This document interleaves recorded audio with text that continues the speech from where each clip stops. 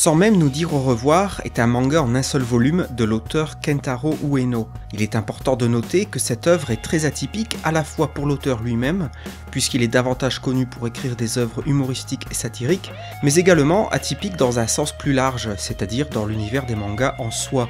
En effet, ce manga est de nature autobiographique. L'auteur nous prévient d'ailleurs dès la préface que le contenu ne pourra pas forcément plaire à tout le monde. Il nous informe alors que certaines personnes pourront trouver son contenu cru et ressentir pour lui de l'aversion. Cependant, la mort étant inévitable, l'auteur nous invite alors, tout au fil de la lecture, à penser aux personnes qui nous sont chères et à ce que nous pouvons faire pour elles. Ainsi, ce livre va relater de manière très réaliste, documentée et parfois froide, la mort de l'épouse de l'auteur. Une nuit de décembre 2004, celle-ci va en effet décéder au domicile familial, tandis que Kentaro Ueno est à l'étage en train de travailler sur son manga. Expliquant ainsi le titre de l'œuvre, ils n'auront donc pas l'occasion de se dire au revoir.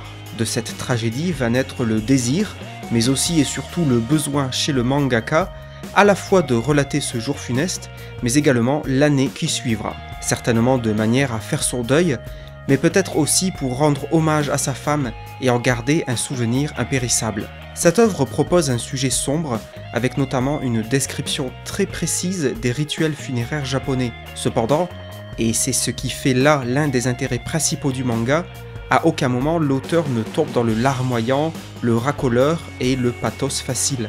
Malgré l'émotion évidente qui habite le livre, le tout reste très digne et sobre. L'auteur utilisera notamment à de nombreuses reprises des représentations graphiques fortes de sa tristesse et de son désarroi. Par exemple, on trouvera beaucoup de cases dont les bords ne seront pas droits et semblent tout simplement tracés à la main. Nous trouverons également des effets de flou sur le personnage principal lorsque celui-ci a du mal à garder son calme, ou encore aura-t-on droit à quelques déformations très prononcées, toujours de notre personnage, pour illustrer sa prise de conscience concernant l'absence de sa défunte épouse. Ce manga est donc très intéressant sur de nombreux points. Il mélange un thème assez rare dans cet univers à un récit autobiographique, ce qui rend le tout poignant et authentique. Malgré la noirceur logique de l'ensemble, l'œuvre est ainsi susceptible de toucher et de parler à beaucoup de lecteurs. On pourra facilement ressentir au fil des pages la sincérité et l'honnêteté du mangaka.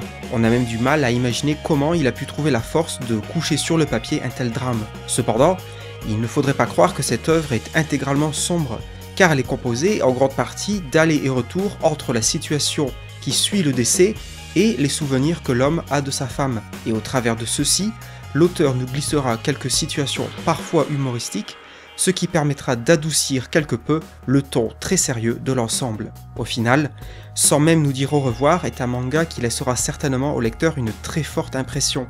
Malgré son thème qui pourra effrayer ou rebuter certains d'entre nous, il est plus que conseillé de lui donner une chance, car une fois la lecture entamée, il sera difficile de refermer l'ouvrage avant d'être arrivé à la dernière page.